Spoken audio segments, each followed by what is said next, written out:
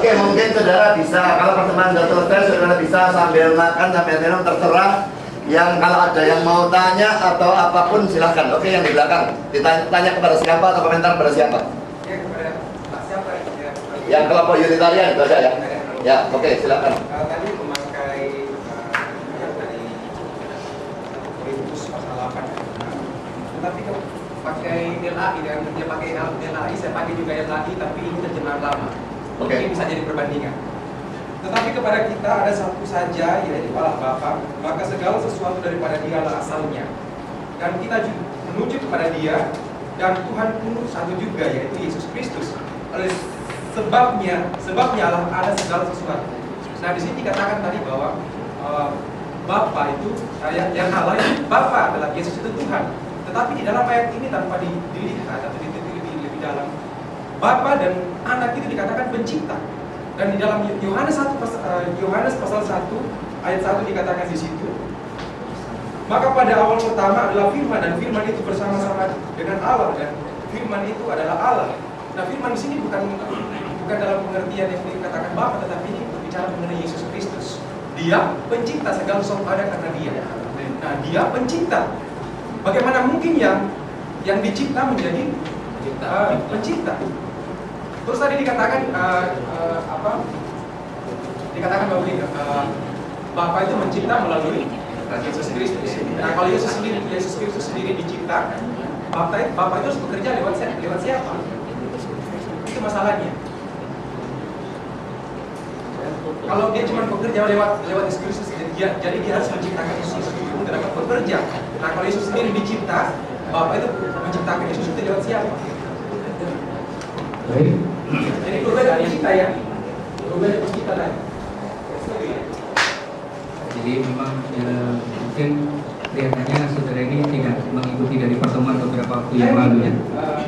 Nah, tapi memang bahwa saudara mesti tahu bahwa Yesus itu adalah satu-satunya perantara antara Allah dan manusia, betul kan?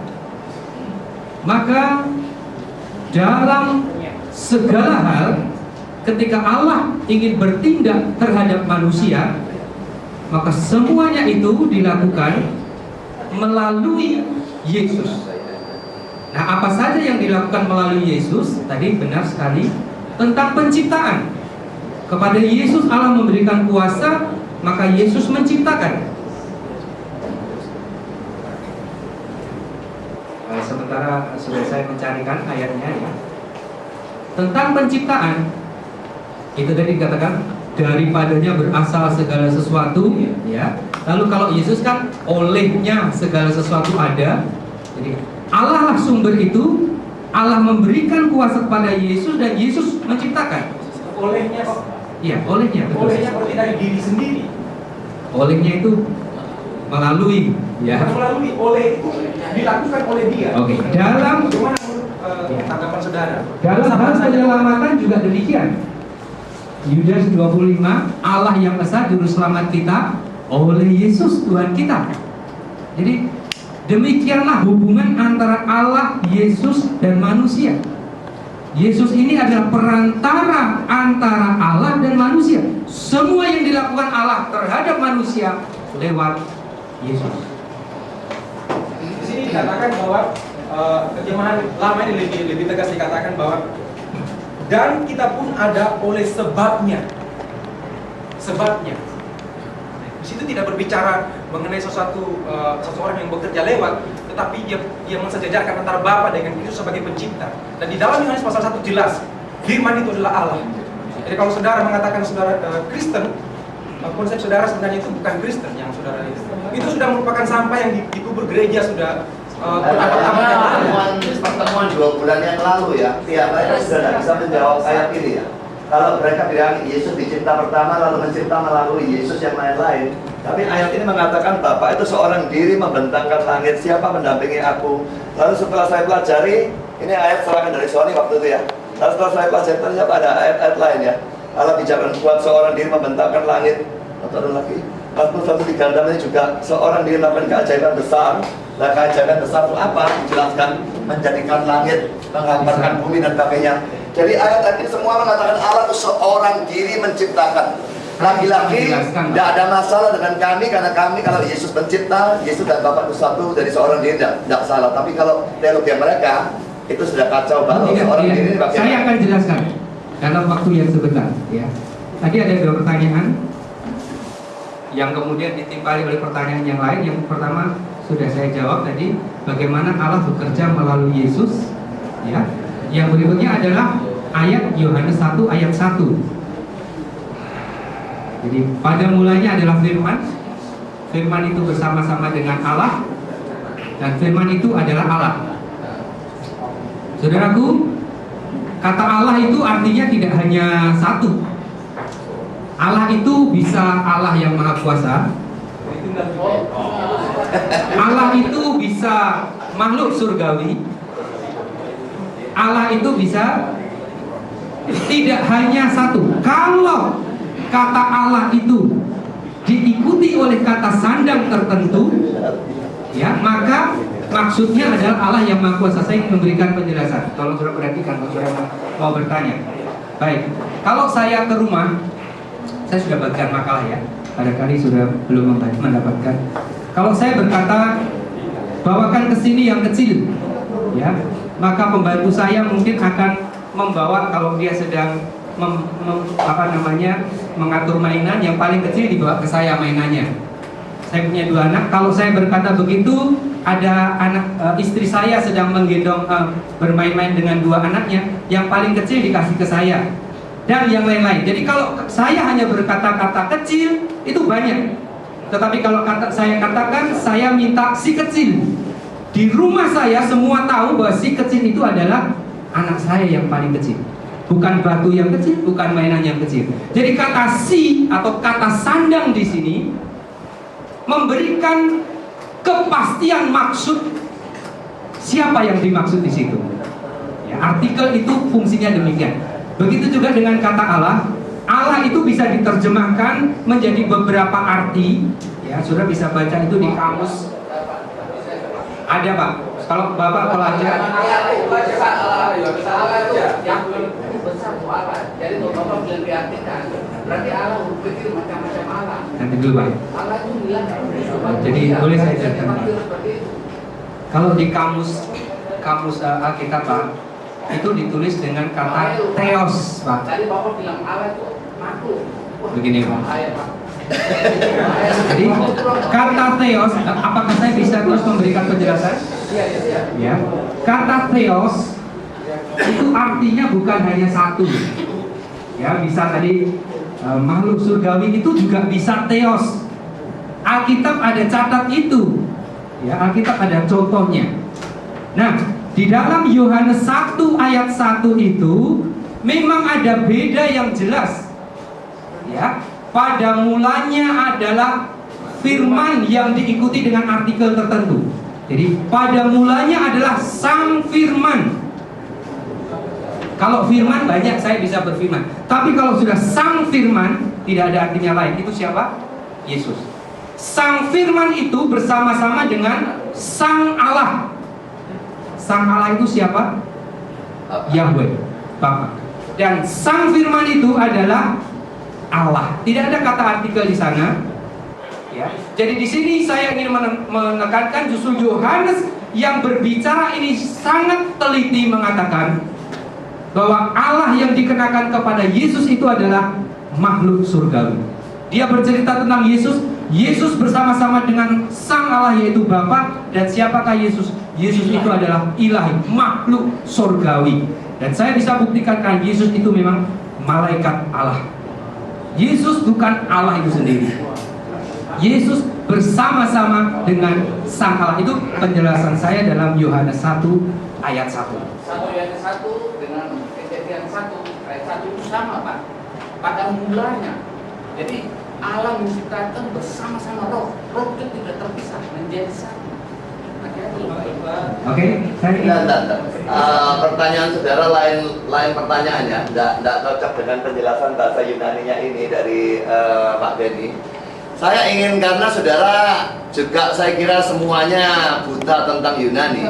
Dalam hal ini saya ingin ikut campur ya. Memang saya pertama-tama terkesan dengan ilustrasi si hitam, si manis, si kecil tadi dan sebagainya. Pertama kali baca itu dari bukunya Pak Franz itu ya. Jadi kalau hitam itu sifat, ya, benar ya. Kalau hitam itu sifat, tapi si hitam itu menjadi benda, ya. Nah itu cara mereka menjelaskan ini. Saudara, memang dalam bahasa Yunani-nya, saudara ya, pada mulanya adalah firman. Firman tidak usah diomong, itu pasti Yesus. Saya setuju dengan mereka, tidak usah dibicarakan. Firman itu bersama-sama dengan Allah. Kata Allah di sini mempunyai definite article, punya kata sandang tertentu. Jadi sang Allah, oke. Firman itu adalah Allah. Yang ini memang tidak mempunyai kata sandang tertentu. Itu benar omongan mereka. Tapi sekarang saudara, apa salahnya ilustrasi tadi? Apakah memang dengan tidak ada kata sandang tertentu ini lalu menjadi sifat? Salahnya ilustrasi itu saudara, pertama-tama saya sendiri tidak lihat saudara. Saya pikir terus, ini mesti ada something wrong. Saya pikir terus, akhirnya saya tahu. Saudara, kata Allah atau theos, ini kata benda. Yang digunakan oleh mereka sebagai contoh itu kata apa? Kata sifat. Memang kecil itu kata sifat, ditambahi si kecil jadi kata benda. Tapi di sini contohnya itu bukan kata sifat, jadi ilustrasi itu menyesatkan. Sama sekali tidak cocok ilustrasinya. Allah itu theos, itu kata benda. Jadi kalau mau diilustrasikan harus dengan kata benda. Raja dan sang raja ada bedanya tidak? Ya, raja tetap tidak bisa lalu jadi kata sifat. Jadi ini adalah kata benda. Jangan diselewengkan dengan contoh kata sifat. Baik Franz Donald maupun Ellen Christie memberikan contoh seperti itu, menggunakan kata sifat, dikasih kata sandang menjadi kata benda. Kalau tidak ngerti, ambil saudara. Ya, tapi saya melihat itu sama sekali menyesatkan. Karena ini adalah kata benda. Saya ingin bertanya, Pak, klarifikasi, Pak. Apakah kata theos itu mempunyai arti yang lain selain Allah? Apakah theos itu punya arti yang lain selain Allah? Ya. Punya. Tapi bukan sifat. Ya. Kalau arti lainnya, Arti lain apa itu, Pak? bisa menunjuk pada dewa, bisa bahkan kepada setan, Ya. bisa ditujukan kepada manusia, bisa. Kepada Tapi tidak. makhluk surgawi bisa, Pak? Bisa. Oke. Bisa. Jadi menurut pengakuan Pak Budi, memang kata theos yang tidak diikuti kata sandang itu bisa dikenakan kepada Allah yang maha tinggi, atau setidaknya bisa dikenakan kepada makhluk surgawi, betul Pak ya? Tadi ya itu sudah. Nanti dulu, saya tidak bicara ada kata sandang atau tidak kata sandang kan? Tidak, saya tidak katakan. Loh, saudara ngomong kata sandang, tidak ada kata sandang. Kata theos itu sendiri memang iya. Iya. Tapi ada kata sandang, tidak ada kata sandang, tidak mau persoalkan. Oke. Ya. Oke. Jadi kata theos itu bisa berarti Allah yang maha tinggi, bisa berarti makhluk surgawi, betul Pak ya? Ya. Di ayat ini saya memilih, kalau Pak Budi kan memilih ini Allah yang maha besar, ya. Saya memilih ini adalah makhluk surgawi. Dasarnya Kalau diikuti ayat selanjutnya, segala sesuatu dijadikan oleh Nah, itu ya. Dia tidak kalah. Konteksnya tidak dipedulikan. Ini pada mulanya itu menunjukkan kekal. Ya. Kalau ini dia maksud surgawi, kok bisa kekal? Lalu kok bisa dia itu menciptakan segala sesuatu dan sebagainya? Dari mana? Konteks jelas menunjukkan ini harus adalah Allah. Tidak ada kata sandang, itu tidak jadi soal. Saya bisa memberikan banyak contoh di mana kata theos tanpa kata sandang menunjukkan kepada Bapak. Saya juga bisa memberikan contoh banyak bahwa kata theos dengan kata sandang tidak menunjukkan pada Allah, bahkan menunjukkan pada setan. Jadi ada atau tidak kata sandang itu tidak jadi urusan. Ya. Kenapa ini harus makhluk surgawi? Konteks menentukan ini makhluk surgawi atau Allah sungguh-sungguh. Kalau memang ini makhluk surgawi, ini juga bisa makhluk surgawi. Kenapa tidak? Kalau semua kata Allah menunjukkan Yesus diartikan seperti itu, kita juga bisa membuktikan dengan cara yang sama. Bapa itu juga bukan Allah, cuma makhluk surga. Semua ayat yang ngomong Allah, Bapa itu Allah, artikan saja seperti ini. Buyar semua. Oke Pak. Konteks, saya minta perhatikan konteks. Konteks mana yang mengatakan pada mulanya itu kekal? Mana Pak buktinya bahwa pada mulanya itu kekal? Buktinya apa? Kalau ini tidak diakui kekal, ini.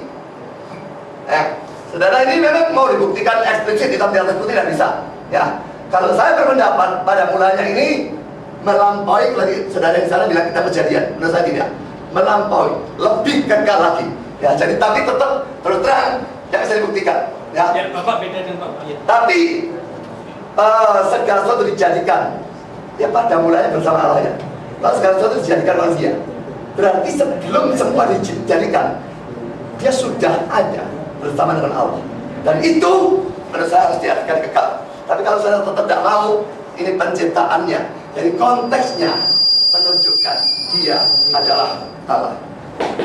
Saya rasa kalau dikatakan pada mulanya itu adalah kekal, sama sekali tidak ada dasarnya. Mau dari sudut bahasa tidak menyatakan sama sekali. Ayat ini ingin bercerita tentang Yesus. Saya rasa pemahaman yang sederhana. Kalau saya mau bercerita kepada anak saya akan berkata pada suatu ketika adalah firman, atau pada zaman dulu, once upon a time. Sama itu artinya. Jadi bagi saya tidak ada masalah. Pada mulanya memang dia sedang ingin bercerita tentang Yesus. Dulu ada Yesus, Yesus bersama Allah. Yesus itu adalah makhluk surgawi. Yesus itu bersama-sama dengan Allah, dia menciptakan segala sesuatu. Apa yang beda? Apa yang aneh? Tadi Anda sendiri mengatakan tujuan Rasul Yohanes, oknum yang sama yang menuliskan ini adalah supaya orang tahu Yesus adalah anak Allah kan ya. Nah sekarang kembali kepada tema itu cocok dengan ini. Anak Allah itu apa? Coba lihat, tunjukkan Yohanes 5 ayat 18. Itu selalu jadi senjata saya ya. Tapi bukan itu satu-satunya. Yohanes 5 ayat 18 menunjukkan. Jadi saya tidak mau saudara pulang dengan membawa pulang kebingungan. Apa gerakan anak Allah? Jangan pikir istilah anak Allah itu mula-mula ada Allah, lalu setelah sekian waktu dia beranak. Nah itu anaknya Yesus. Kalau memang diartikan begitu, Yesus tidak kekal, dia bukan Allah. Apakah memang anak Allah itu artinya begitu? Perhatikan ini kata-katanya Yesus sendiri ya, bahwa Allah adalah Bapaknya sendiri, dan dengan demikian menyamakan dirinya dengan Allah. Maksudnya menyetarakan dirinya dengan Allah. Itu arti dari istilah anak Allah pada saat itu. Anak Allah itu Yesus ya. Kalau kita tuh anak ambing, saya kali katakan tidak berlaku untuk kita. Tapi untuk dia yang sungguh-sungguh anak Allah, waktu dia mengatakan anak Allah, Yahudi ngamuk semua. Karena apa? Mereka tahu orang ini menyetarakan diri dengan Allah, menganggap dirinya Allah, dan karena itu dia dihukum mati akhirnya. Sampai terakhir adalah pengadilan Sanhedrin tetap, apakah kamu Mesias anak Allah? Dia berkata, engkau telah mengatakan, artinya ya, hukum mati. Kalau memang anak Allah bukan Allah, kenapa gerakan dihukum mati? Tunjukkan Matius 14 ayat 33.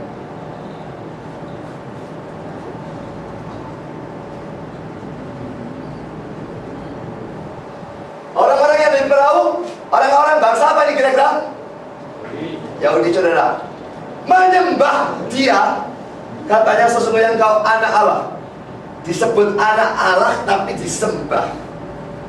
Berarti anak Allah itu dianggap Allah.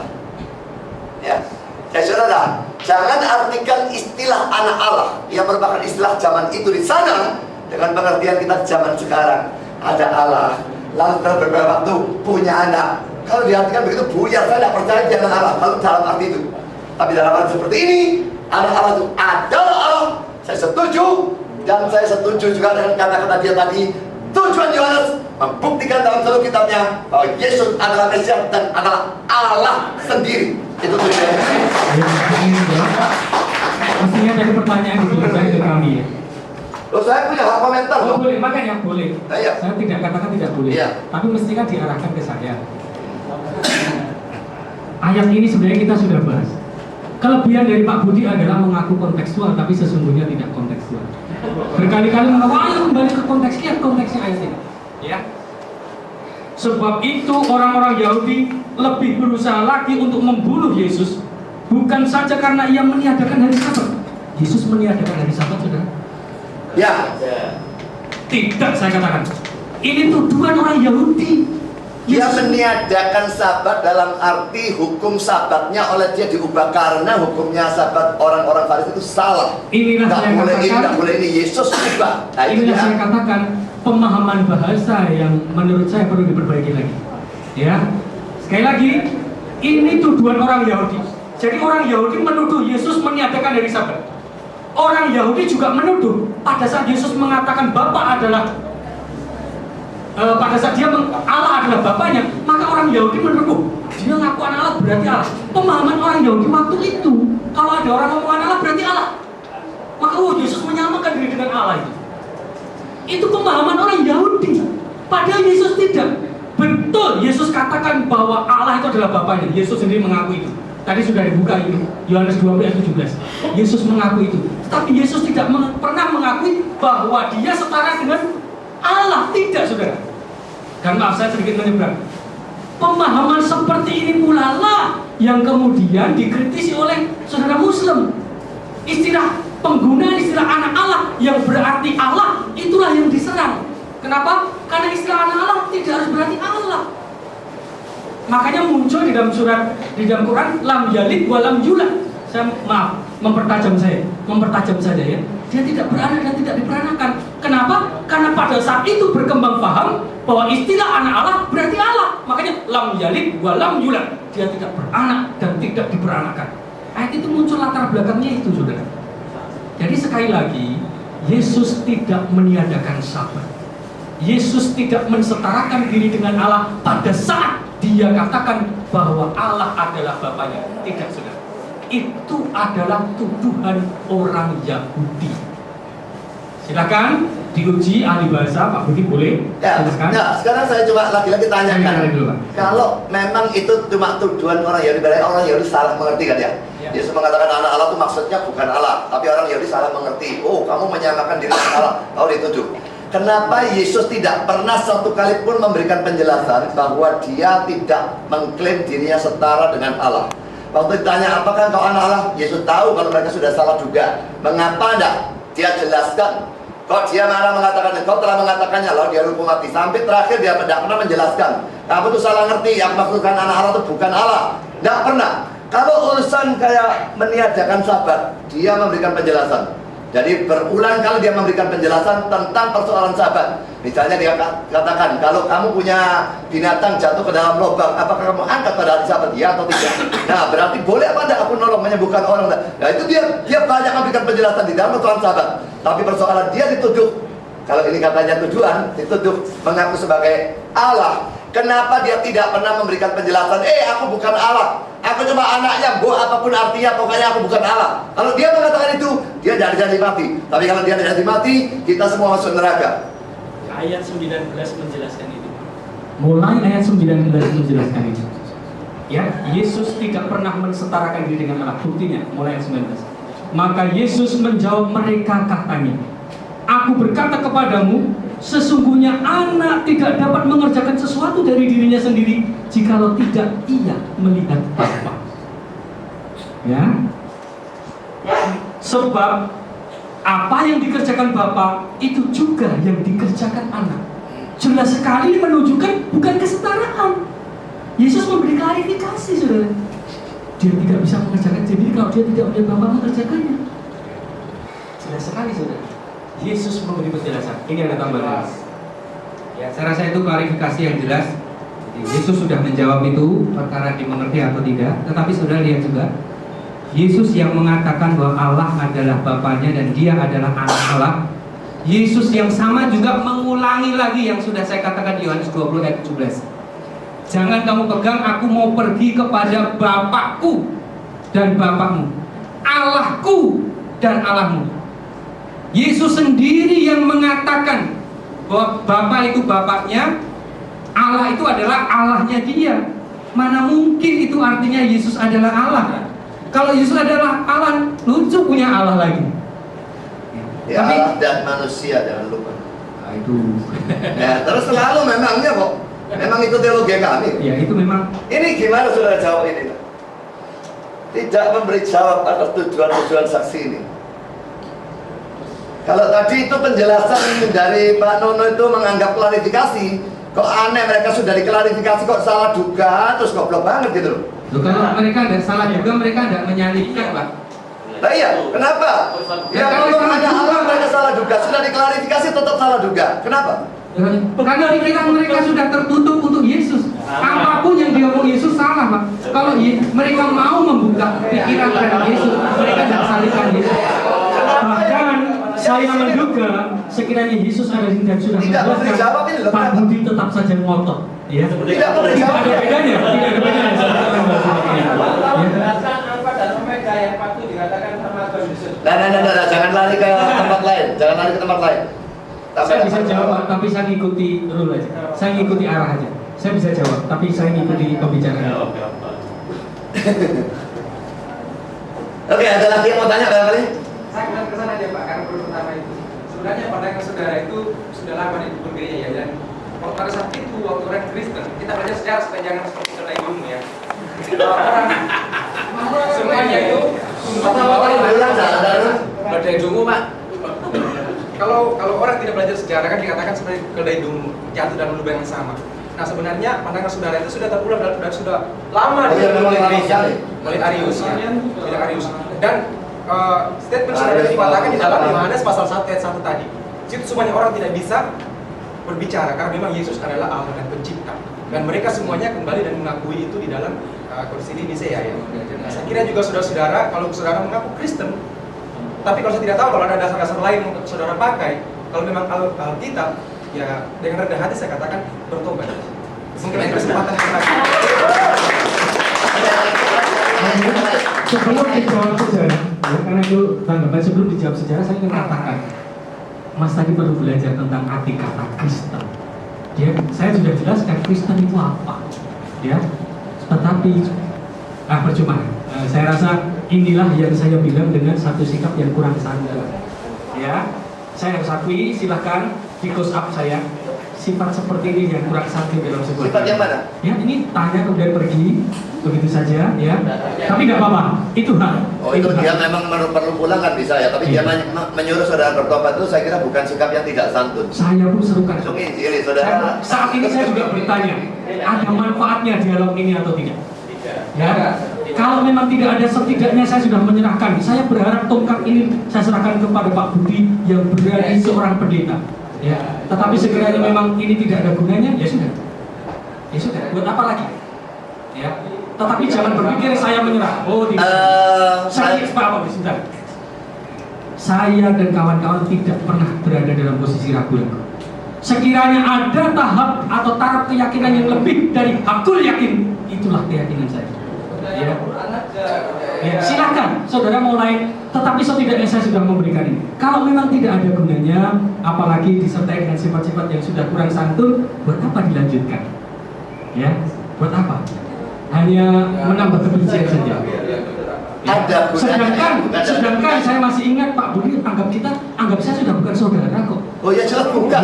Oh saudara tidak beriman sama Kristus. Artinya buat apa lagi? Loh itu bukan berarti Saya kebencian tetap ya. berharap Anda adalah saudara. Saya tetap berharap kita semua diselamatkan nanti. Ya, itu. Loh, saya berharap saudara Saya diselamatkan. berharap dengan apa yang disampaikan ini mempercepat kedatangan Yesus sehingga kita semua diselamatkan. Tetapi kalau memang tidak terterima lagi ya sudah, kita akhiri saja. Gitu. Terima kasih. Mungkin mereka mengatakan tidak berguna itu waktu mendengar kata-kata kalian ya, karena begitu tidak cocok dengan akal sehat ya. Tapi saya sendiri mengecek jemaat saya, ya yang bukan jemaat saya tidak bisa ngecek, tapi yang jemaat saya ngecek. Kalau tidak saya tidak akan lanjutkan. Mereka menganggap ada manfaat karena ayat-ayat, terus terang saja ada ayat-ayat tertentu dari pihak kalian yang sukar dijelaskan, dan itu dikeluarkan dan bisa dijelaskan di sini membuat mereka bisa mengerti bagaimana ayat-ayat yang anti Tritunggal, anti keilahian Yesus bagaimana dijelaskan. Jadi mendapat manfaatnya itu sih dari penjelasan saya. Ya kalau saudara kalian mengatakan bahwa saya anggap kalian bukan saudara, memang saya ngomong bukan saudara karena kitab suci mengatakan hanya yang percaya Yesus itu yang jadi anak Allah, itu yang saudara seiman saya. Dan kalau kalian itu tidak percaya Yesus Allah, kalian bukan orang beriman dan itu jelas bukan saudara. Ya jadi bukan ingin mengatakan itu sebagai suatu perwujudan kebencian, tidak. Saya kepingin injil saudara, kepingin mempertobatkan semua, kepingin kalian selamat. Tapi tetap kebenaran kitab suci mengatakan saudara itu hanya kalau memang betul-betul beriman. Kalau enggak itu bukan saudara seiman. Jadi memang tidak saudara ya. Tapi bukan berarti benci atau apapun, bukan. Oke, ini saudara Sony barangkali mau Begini, saya rasa saya tidak hanya menunjuk kepada Pak Budi, sikap semacam ini seringkali terjadi hampir di penghujung acara. Ya, saya tidak tahu siapa mereka. Ya, jelas itu menunjukkan satu kebencian. Jadi rasanya akan tidak kondusif lagi acara semacam ini diadakan. Ya, tadi waktu saya tanyakan apakah ada gunanya, semua ngomong tidak. Pak Budi ngomong ada. Jadi saya heran, yang benar yang mana gitu. Makanya dari sudut mana ada gunanya, tidak ada gunanya mendengar omongannya kalian, ya memang tidak ada gunanya omong kalian mengajarkan sesat kok. Saya juga melihat ada sesuatu yang aneh dengan pandangan Pak Budi. Bahkan dengan beberapa celotehan-celotehan dari Flor yang muncul. Aneh gitu. Tetapi saya melihat ini silahkan, itu kalau paham Anda silahkan. Demikian juga Pak Budi. Jadi kalau Pak Budi melihat kita aneh, kita pun juga melihat aneh. Tetapi saya tetap menganggap saudara ada saudara saya. Boleh menanggapi ya? Silakan. Bahwa Nono juga kalau ngasih mengantar kata-kata itu juga menghina Flor. Itu. Dan Saya sebenarnya tidak pernah. kita merasakan hal itu, dan kita kalau itu menjadikan dalil orang pulang juga saudara tidak tepat. Bapak lihat, dialog tadi berjalan dengan sangat baik dengan penanya. Lagi satu. Iya. Itu kita sama sekali tidak kenal. Makanya Jadi saya kalau ada sudah orang tahu. seperti itu kita tidak tahu. Itu ya mereka ada keperluan atau Iya, apa. bisa saja ini sudah Iya. malam, sudah setengah Iya. 10 ya. Sendiri Oke. tidak tahu, Bisa jangan harus anggap pulang. ini gereja. Oh tapi santunnya tidak begitu dong Pak, mengeluarkan statement kemudian pulang. Nah itu orang luar. Lah ya, Nah, karena dia melihat ya bahwa saudara sudah rasanya tidak bisa diajak ngomong secara logika. Gitu. bukan Jadi dia logika yang pikir dimaksud. sebentar keluar, karena Logika tidak ada yang gunanya. dimaksud bahkan oleh Anda semua ini adalah apabila sepaham dengan Anda. Memang Dalam sebuah logikanya dialog beda. tidak harus macam itu. Memang logikanya berbeda dan saya Iya, menganggap makanya tidak boleh kalian sama kita sekali tidak punya logika terus terang. Tidak ada rasio sama sekali. Silakan. Iya. Oh, Anda sendiri saja mengaku melampaui akal. Justru sebenarnya Anda sendiri yang Loh, mengaku. dalam hal apa yang melampaui akal itu apa? Kan cuma Tritunggal kan bukan semua melampaui Kita akal. sekarang ini sedang bicara soal Tritunggal. Tuh, iya, tapi ayat-ayat yang sebetulnya bisa dengan nalar dijelaskan, kalian nggak pakai nalar sama sekali. Siapa bilang tidak pakai Loh, nalar? saya yang bilang maksudnya.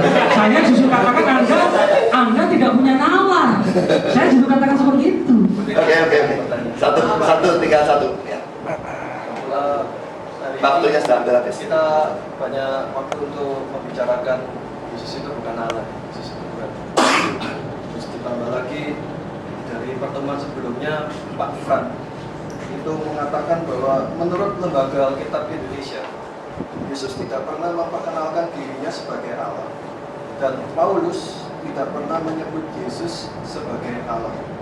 Kemudian ditambah lagi dari bukunya Ellen Christie tadi ya, bukan Allah tapi Tuhan. Saya tidak akan bertanya tentang pembuktian Yesus sebagai Allah dan perkataan Yesus sendiri. Saya ingin bertanya tentang Paulus tidak pernah menyebut Yesus sebagai Allah. Saya akan tunjukkan di Roma ayat 9 ayat 5. Roma 9 ayat 5 itu bisa jangan lihat di layar ya. Sebelah kiri TB itu adalah terjemahan yang biasa kita pakai. Saya bacakan mereka di sini konteksnya adalah Israel adalah keturunan bapak-bapak leluhur yang menurunkan Mesias. Berarti dalam konteks ini adalah fokusnya ke Mesias. Saya lompati. Ia adalah Allah yang harus dipuji sampai selama-lamanya. Dari ayat ini saya ingin mengajak saudara membaca hitam dan putih. Tidak usah tafsirkan macam-macam. Meloh. Saya bandingkan di TB2. Ini Alkitabnya. LAI telah membuat revisi edisi kedua. Yang yang khususnya di Perjanjian Baru itu adalah revisi edisi kedua. Ini Alkitab. Saya bacakan. Mereka adalah keturunan bapak-bapak leluhur yang menurunkan Mesias secara jasmani. Fokusnya di sini adalah Mesias secara jasmani, yang ada di atas segala sesuatu. Dialah Allah yang harus dipuji sampai selama-lamanya. Amin. Saya ingin pertanyaan saya dijawab pertama terlebih dahulu oleh Bapak Fran, karena Bapak Fran yang melontarkan pernyataan statement minggu sebelumnya, bulan sebelumnya. Terima kasih. Ya. Baik, terima kasih. Dari tadi saya belum ngomong memang.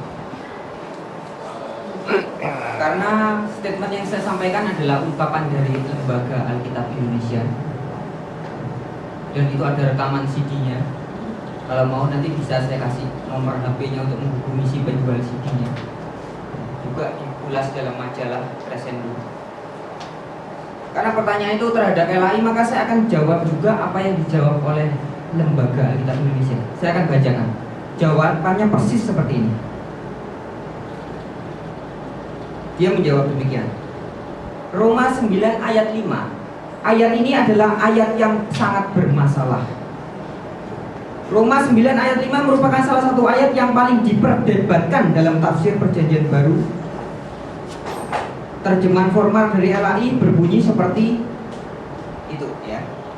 Beberapa terjemahan modern juga bermakna seperti itu. Dalam kurung, meski memakai koma bukan titik. Misalnya NRSV, NIV, dan NGB. Menurut terjemahan-terjemahan ini, yang dimaksud dengan ia dalam ayat ini adalah Yesus. Terjemahan ini terasa paling wajar dari segi style bahasa Yunaninya dan cocok juga dengan style Paulus di tempat lain.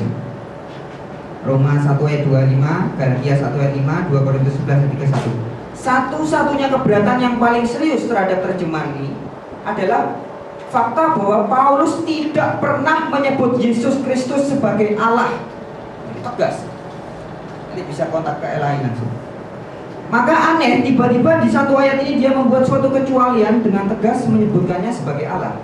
Oleh karena itu, beberapa terjemahan lain berkeyakinan bahwa ia di sini adalah Allah Bapa, bukan Yesus. Dia bilang gitu. Masih ada lanjutannya. Persoalannya memang rumit, sebab naskah tertua Yunani tidak memiliki tanda baca. Padahal penempatan tanda titik dan koma dalam teks ini amat krusial untuk tafsiran atau terjemahan. Konteks ayat ini sedikit lebih mendukung terjemahan yang menafsirkan ia sebagai Allah Bapa. Setelah rentetan berkat bagi umat Israel ditampilkan yang berpuncak pada anugerah seorang Mesias, terasa logis bila Allah Israel itu dipuji. Namun di sini ada masalah. Itu pun belum meyakinkan, sebab secara psikologis rasanya tidak pas Paulus memuji Allah di ayat ini. Sebab ia sebenarnya tengah mengungkapkan kekecewaannya atas ketidakpercayaan Israel.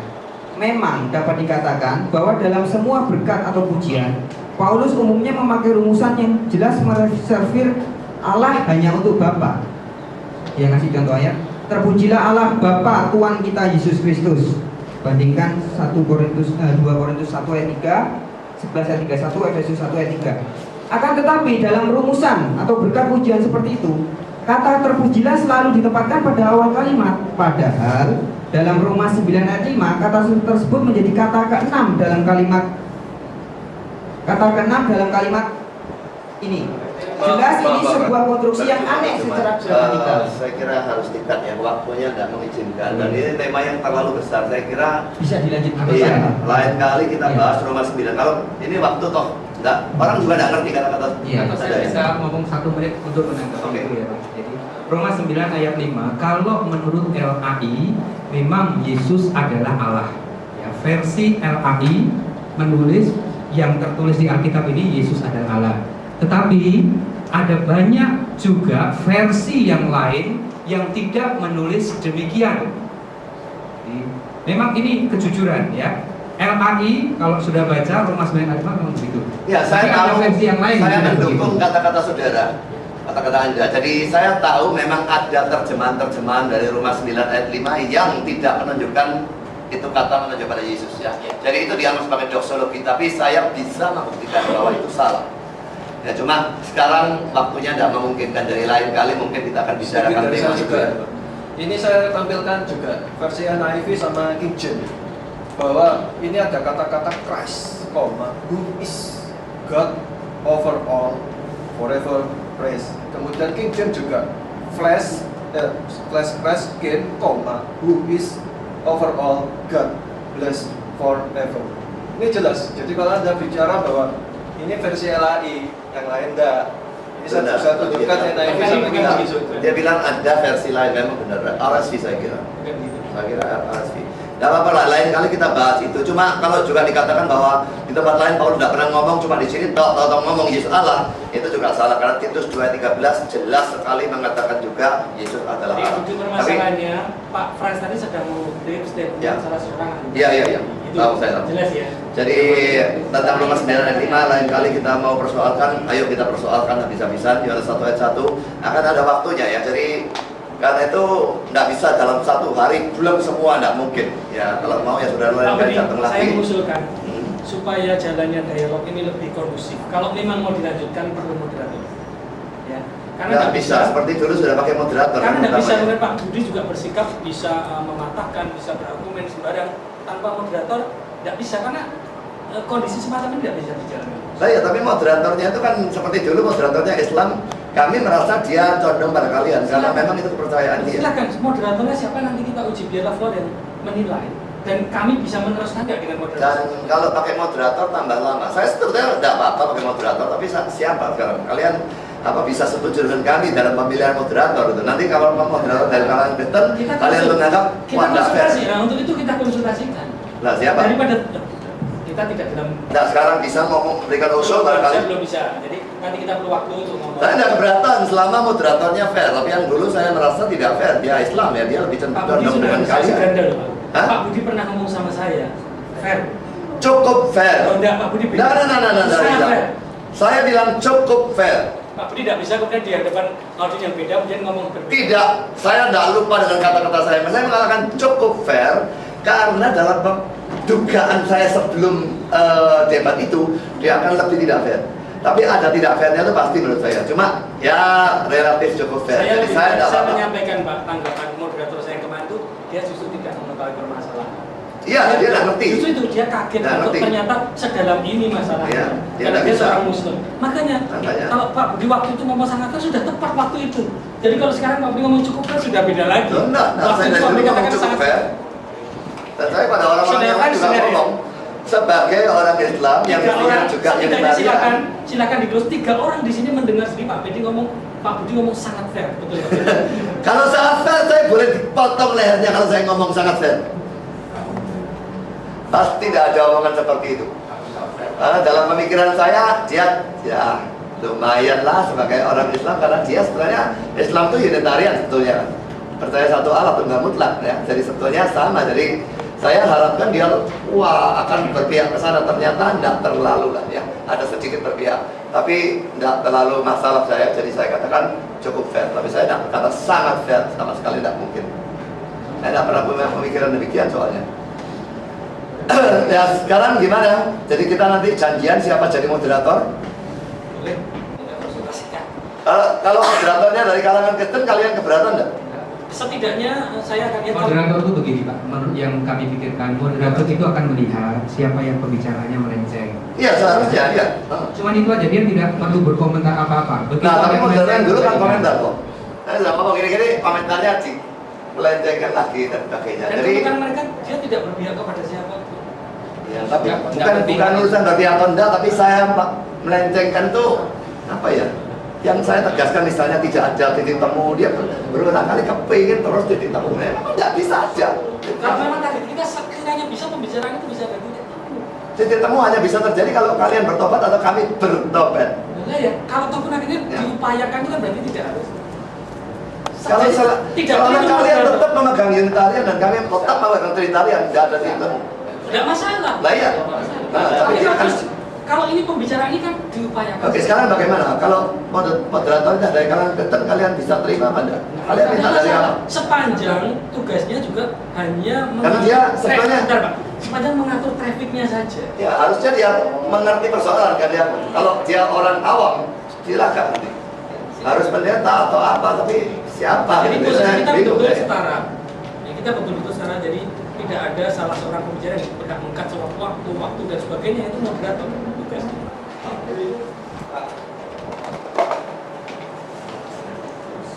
Oke. Saya mengangkat bukan karena saya mau seorang-orang ya, tapi waktu memang nggak bisa saudara. Ini diteruskan ya, waktunya sudah kan bisa kalau PA itu cuma sampai sekitar jam 9 ya, ini sudah jauh-jauh kelebihan. Jadi bukan mau seorang-orang mengangkat atau apa, mau dilanjutkan lain kali silakan. Bukan dalam hal ini Pak. Tadi Oh, kita oke. saling waktu menjelaskan. Jangan Oke, kita akhiri kita masuk dalam sudah dikasih pengumuman. Dan nanti hari Minggu apa terus Hari Minggu ini ada KKR di tempat ini jam 5 sore. Lalu hari Jumat yang lain, kecuali Jumat terakhir itu ada seri eskatologi. Kami mengundang saudara semua untuk hadir di dalam acara. Jadi Jumat jam 7 malam, Minggu jam 5 sore. Nah, itu. Bapak di surga, terima kasih Engkau telah pimpin serta berkati seluruh acara. Tidak pernah akan ada titik temu Tuhan selama kedua pihak masih tetap mempertahankan pandangan masing-masing dan cara berpikir masing-masing. Tapi bagaimanapun kebenaran telah disampaikan, dan kami berdoa supaya Engkau bekerja sehingga siapapun yang tidak benar bisa menerima kebenaran. Tuhan, kami tetap menitipkan perdebatan selanjutnya ke tangan Tuhan. Kalau memang dibutuhkan moderator, biarlah Engkau memimpin kami untuk mendapatkan moderator yang tepat, dan Engkau mengarahkan seluruh perdebatan ini sehingga betul-betul membawa kemuliaan bagi nama Tuhan. Semua orang-orang bisa diteguhkan di dalam kebenaran dan mengerti kebenaran, dan Engkau makin dipermuliakan. Sebentar kami akan pulang. Kami mohon Engkau sertai lindungi kami dalam perjalanan hingga kami tiba di rumah dengan selamat. Dalam nama Yesus kami berdoa. Amin.